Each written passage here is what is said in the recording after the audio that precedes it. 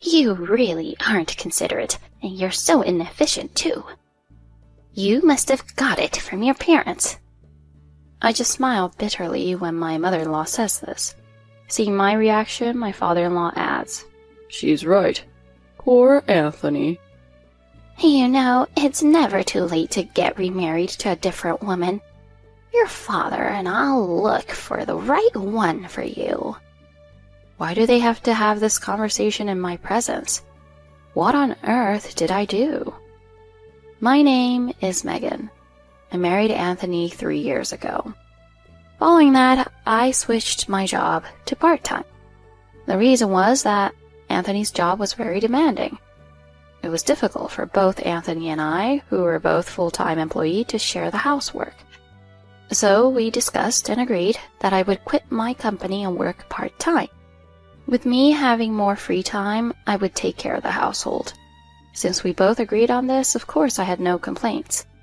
I loved Anthony, and I was happy to devote myself to him. Thank you, Megan. You've been so helpful. Anthony is a kind husband who frequently expresses his gratitude like that. I felt happy to have such a husband. However, I had one source of distress. It was about Anthony's parents. Megan! You're not wasting Anthony's earnings, are you? Ugh. These days, women also have a full-time job, right? And yet, why are you leeching off Anthony? Every weekend, the two of them coming to our house and tormenting me had become a routine. Mom? Dad? Don't say weird things to Megan. Anthony always defended me. However, we're saying this for your sake. Anthony, Mom and Dad mean well, you know? They didn't listen at all. Anthony is the only son they had at the age of 40. Maybe that's why, or perhaps it's always been this way.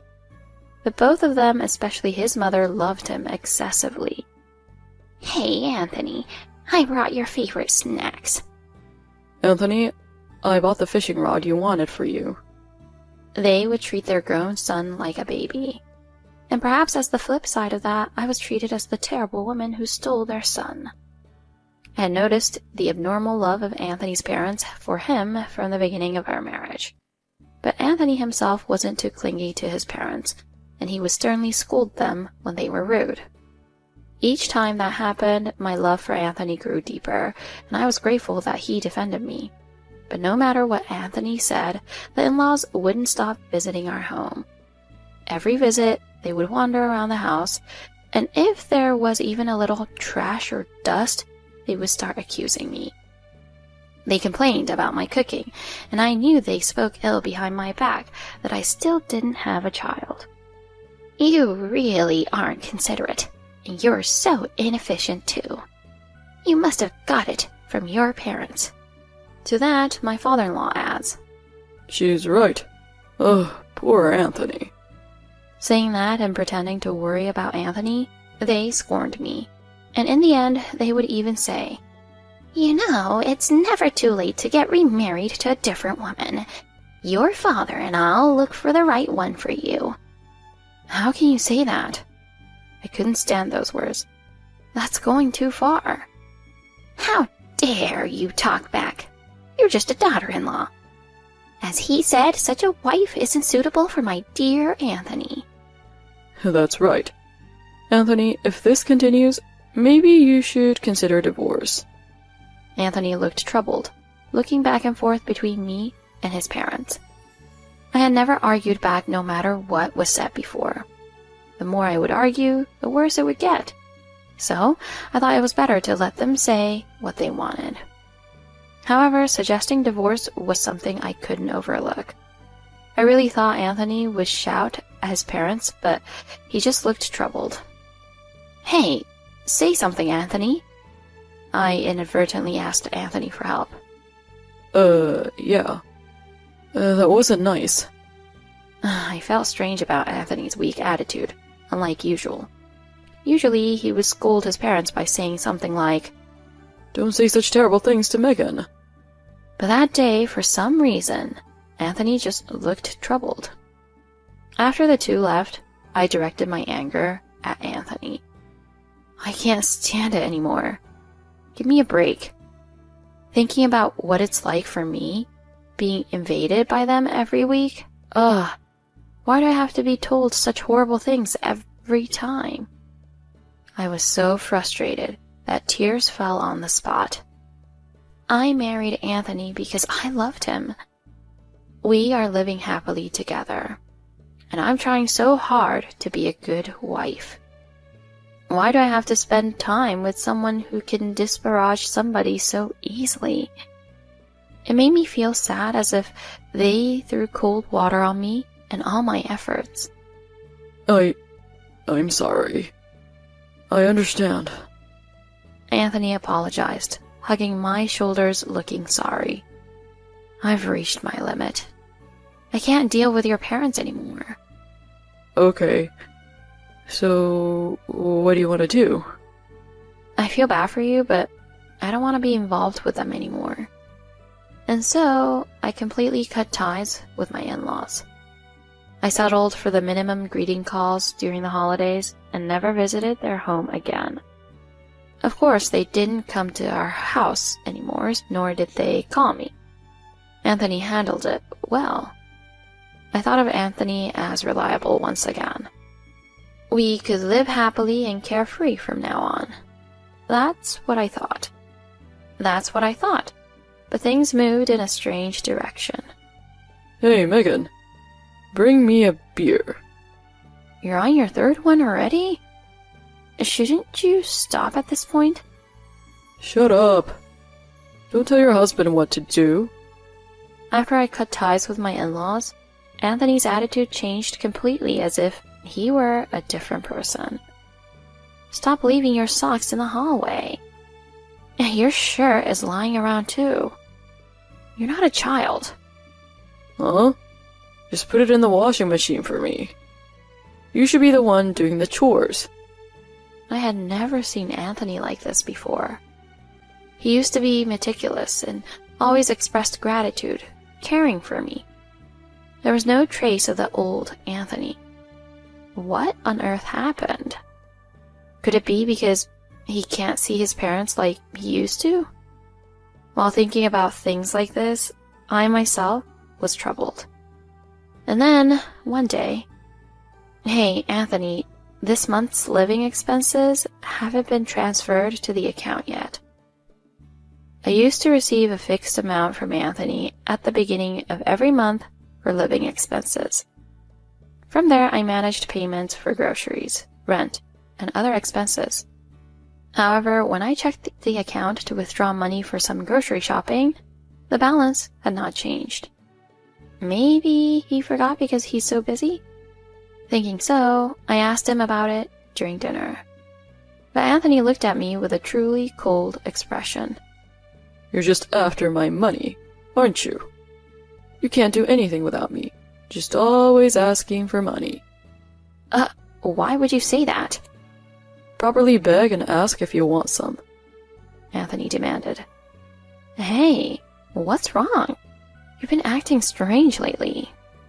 I was terrified by the change in Anthony. Is this person really him? Could it be that someone else who looks just like him has swapped places? That's what I felt. However, Anthony laughed off my words. Huh, you're the strange one. How could one cut ties with her husband's parents? It couldn't be helped. Your parents were saying awful things to me. Just as Mom said, maybe you were a dud wife after all, Anthony said while sighing. A dud wife? Those words coming from Anthony's mouth? I was stunned, unable to believe it. If you beg right here, I'll transfer the money. Anthony was looking at me with a smirk throughout. I began to doubt our marriage. As the love for him gradually cooled, I was losing confidence in continuing as a couple. But I hesitated to bring up divorce. Isn't it unacceptable to divorce over something like this? Since we got married to be lifelong partners, shouldn't we not be discouraged by such things? And I had a faint hope that if we talked about it, Anthony might return to his old self. Then one day, unsettling news came in. Megan, it seems Mom has collapsed. Anthony called me in a panicked tone. Collapsed? What does that mean? I don't know. Dad just called me now. Is that so? Not knowing what to say, I just responded passively. For now, I'm going to head to the hospital. Saying that, Anthony hung up the phone. I was relieved that he didn't tell me to come along, as I did not want to be involved with the in-laws. I might be seen as a bad person, but that was my honest feeling. And that night, Anthony told me the details. They said it was a stroke. A stroke? Is she okay? She barely survived, but... What? The doctor said she might have paralysis afterwards. I see. Indeed, it's said that 30% of stroke patients are left with paralysis. Given my mother-in-law's age, the likelihood was high. Anthony seemed disheartened. Though I had cut ties, I couldn't remain indifferent. So I discussed with Dad, and we think you should take care of Mom. What? I blurted out stupidly at the sudden announcement. Why has Anthony decided that I should take care of his mother? And telling me this not even as a proposal or a request, but as a decision? Hold on. Why me? It's time for you, as a wife, to fulfill your role.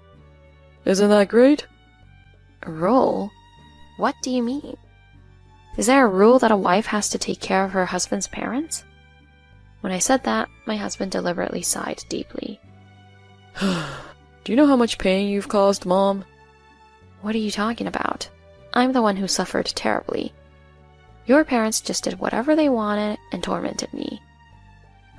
That's just your delusion. You saw it too. I refuse to do such care for your mother. You and your dad should handle it. When I strongly opposed, my husband glared at me angrily. Fine. If you won't take care of Mom, then it's divorce.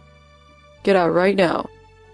It seems he expected me to silently accept the caregiving after this, but that was not going to happen. Fine, I'll leave. But you understand, right? Don't regret it. Regret? That would be on your part.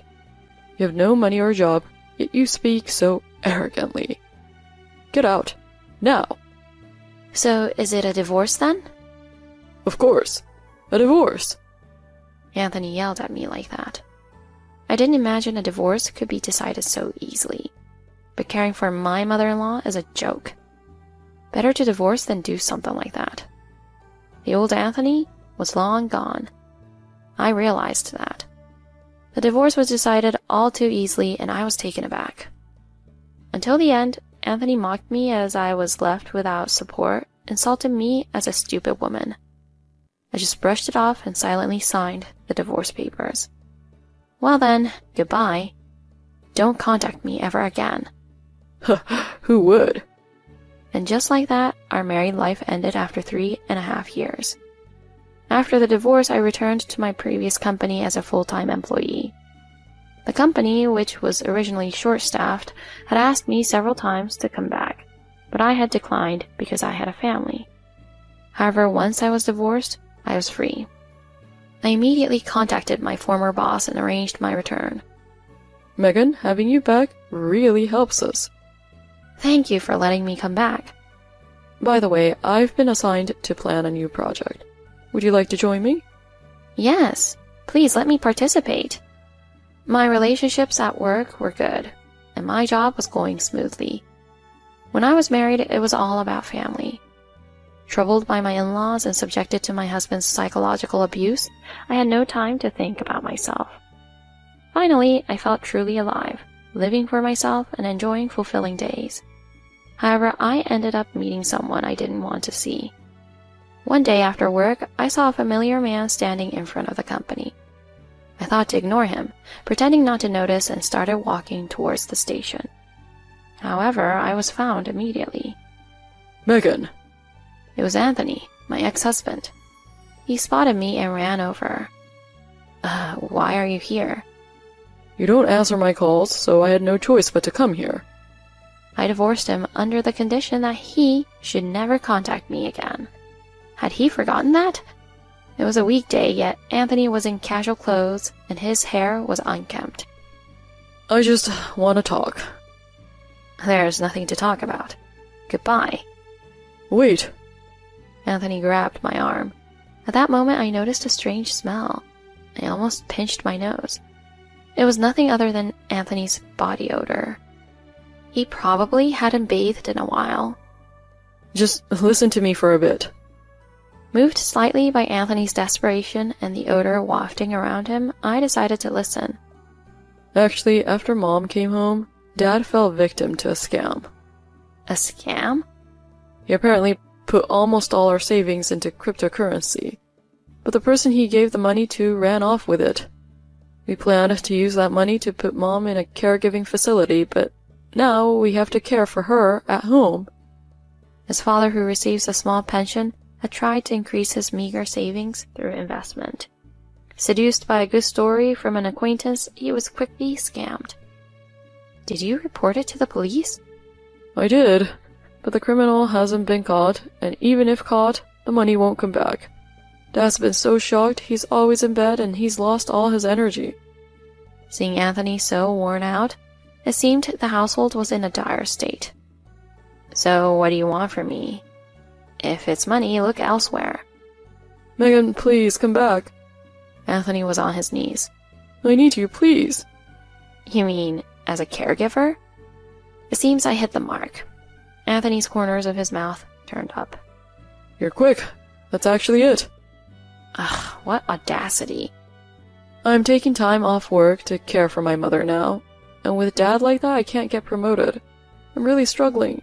Caregiving takes so much physical strength. My back and legs are breaking down. I can't even take care of myself. See, isn't it pitiful? From Anthony's unclean appearance and expression, the hardship of caregiving was evident. You're hardly earning much, right?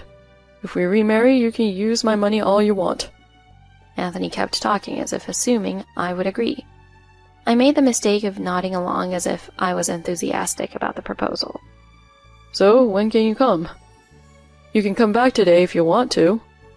Anthony was grinning at me. What are you talking about? Huh? Well, you're taking on the caregiving, right? Who said such a thing? No way I'm doing that. Anthony's face fell into despair. The contrast from his smiling face was so pitiful I almost burst out laughing. Megan, you can't be serious. Are you just going to leave me like this? Turning the question around, why do you think I would save you? Think about what your parents and you have done to me. I coldly pushed Anthony away. It's not true. This can't be. Anthony seemed like he could not yet accept the reality, and he muttered, as if delirious. I'm busy, you know. I have places to go, so goodbye. Wait, Megan. No matter how much he called, I didn't look back. Of course. Why should I return to such a life like a slave? Let him understand what his family has done and regret it. One evening after days of peace, I finished work and hurried to a place. Sorry to keep you waiting. You must have been busy at work, but I'm glad you made it. You too, Megan. At the restaurant, we commended each other's efforts for the day. He's the chairman of a social welfare corporation that does business with my company. His name is Jason, a young entrepreneur who develops high-end senior care homes that could even be mistaken for high-rise luxury apartments. While I was troubled by my ex-husband's stalking, he advised me in various ways, and we started dating 6 months ago. Being divorced was not an issue for him, and I cherished Jason just as much. In the near future, I plan to marry him and become the vice chairman to support him. I'll do my best. As a woman, I vow to live my best life, both in work and in personal life. I sometimes wonder how Anthony's mother's caregiving is going. Every time I look up at the beautiful senior care home run by Jason, I think of life's irony. Perhaps I should thank my ex-husband for carelessly signing the divorce papers on that day. After all, he has given me such a happy life. While holding back my laughter, I savored the French cuisine with my bright and entertaining beloved one.